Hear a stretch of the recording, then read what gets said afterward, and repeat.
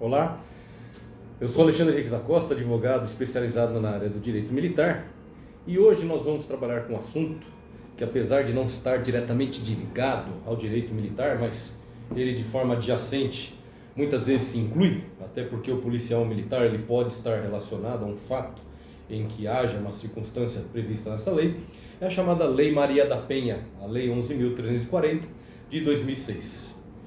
Então essa é uma legislação que, apesar de não estar atrelada diretamente ao policial militar, ao militar em si, ela vai permear não somente a sua atividade operacional, mas também a sua própria vida particular. Por que eu digo isso? Porque o policial militar, no atendimento de uma ocorrência, ele tem que saber quais são as circunstâncias que podem ser objeto de um ilícito, de acordo com a Lei Maria da Penha. E se ele estiver diante de uma situação que possa ser envolvido nessa lei, ele tem que saber como evitar que isso aconteça em relação a ele, ou que efetivamente pode decorrer caso ele pratique uma conduta que esteja delineada nessa lei. Então vamos lá. Primeiramente, nós temos que entender que a lei ela prevê as formas em que decorrem as violências domésticas. Eu primeiro tenho a chamada violência física, que todo mundo mais conhece, que é a agressão física, um atentado contra a integridade física ou até mesmo a saúde da mulher. Então a Lei Maria da Penha objetiva proteger a mulher, e em primeiro plano aí, na própria legislação, da questão da violência física, um atentado contra a sua saúde ou sua integridade física. Então se o marido ele começa a dar remédios para manter a sua esposa, sua filha, nós vamos ver aonde decorre esse delito.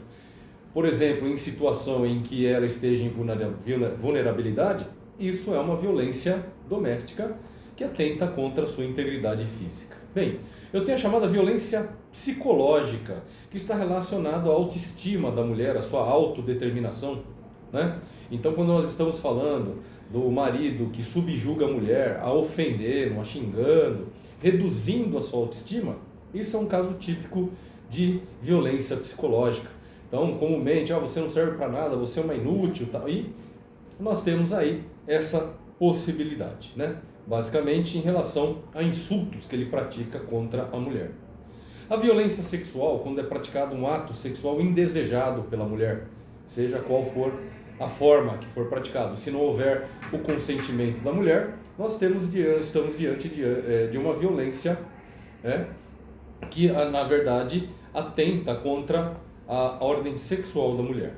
Temos uma forma de violência que é a patrimonial, que é quando ele começa a causar prejuízos ao seu patrimônio ou aos objetos de pertence da mulher. Então, quando ele rasga documentos dela, quando ele quebra, por exemplo, objetos de estima dela, nós temos aí uma violência de ordem patrimonial. E nós temos a violência de ordem moral, que são atos que são relacionados a crimes contra a honra praticado contra a mulher. Então, uma calúnia, uma difamação em que ele vai espalhar falsas notícias sobre ela, por exemplo. O que é interessante é que nesta seara em que pode ser praticado esse delito, existem aí requisitos para que o fato recaia sobre essa legislação. Por exemplo, que aconteça diante de uma unidade doméstica, ou seja, na casa das pessoas envolvidas, que ocorra no âmbito da família, mas não necessariamente na residência. Então, um ato do indivíduo contra sua mãe, que apesar de morar em unidades residenciais diversas, ele vai estar relacionado a essa legislação. Ou qualquer relação íntima de afeto, exemplo, um namoro. É lógico que dessas situações em que há a prática de um delito dessa natureza contra a mulher, podem decorrer aí medidas protetivas de urgência delimitadas pelo juiz, e que o seu descumprimento determina a ocorrência de um crime. Então, o indivíduo que ele recebeu a ordem judicial em relação a medidas protetivas de urgência em face da mulher, se ele descumprir a ordem judicial, nós teremos aí que ele comete mais um crime além do outro praticado.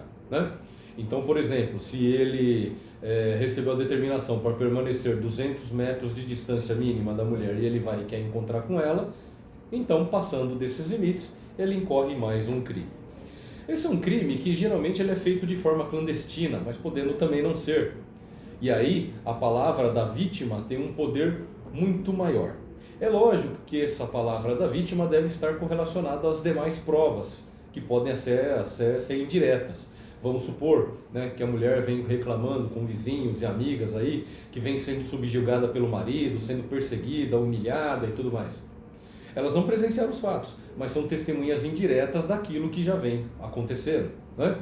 Então, a palavra da vítima em oposição à palavra do autor, ela vai ser corroborada com demais outras provas. E o que nós podemos ter de provas em relação a esse delito?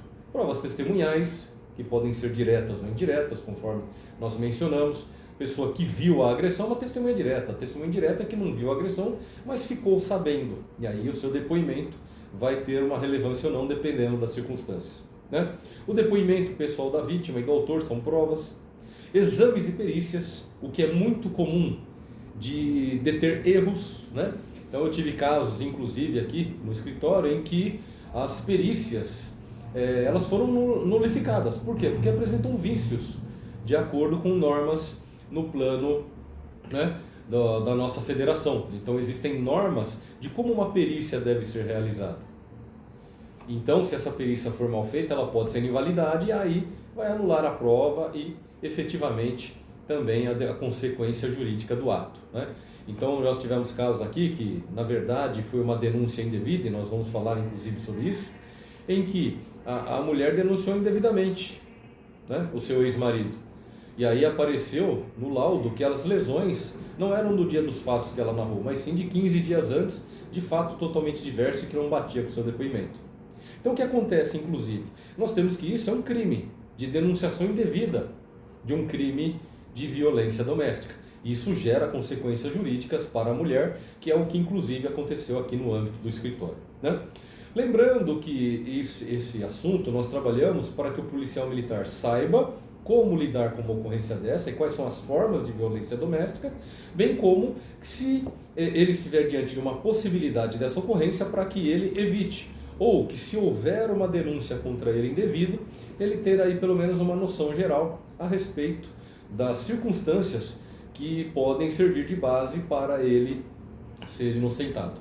Então, se você gostou desse assunto, divulgue aos demais policiais militares que você conhece, para que ele saiba atuar melhor na ocorrência ou que ele evite ser envolvido numa situação dessas.